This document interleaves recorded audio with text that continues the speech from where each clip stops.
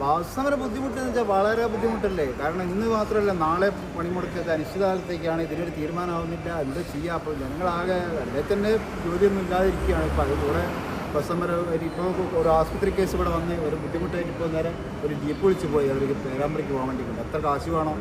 സാധാരണക്കാരന് വളരെ ബുദ്ധിമുട്ടുള്ള സംഭവമാണ്. നമ്മൾക്ക് ഇവിടെ KSRTC ഉണ്ടെന്ന് പറയുന്നത്, പക്ഷേ നേരത്തിനും കാലത്തൊന്നും ഇല്ല.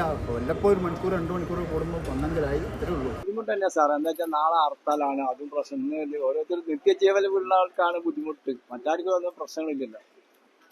എന്താ ജോലിയാണോ? ആ, ജോലിയാണ്. അപ്പൊ ഇന്ന് ബസ് സമരം ഉള്ളത് അങ്ങനെ അറിഞ്ഞിട്ടോ എന്താ? അറിഞ്ഞിട്ട് വരേണ്ട ആവശ്യമുണ്ട്. ഒരു മരുന്നാകണ്ട, അപ്പൊ അത് വാങ്ങേണ്ടി വന്നതാണ്. ഭയങ്കര അത് എന്താ വെച്ചാൽ ജനങ്ങളെ ദ്രോഹിക്കുക അറിയുന്നത്. സാധാരണക്കാരാണ് കൊടുക്കുന്നത്, അല്ലാത്തവർക്ക് പ്രശ്നമില്ല. വണ്ടിയിലുള്ളവർക്ക് വണ്ടിയായിട്ട് പോകാം, അല്ലാത്തവരുടെ ആൾക്കാരാണ് ഇപ്പൊ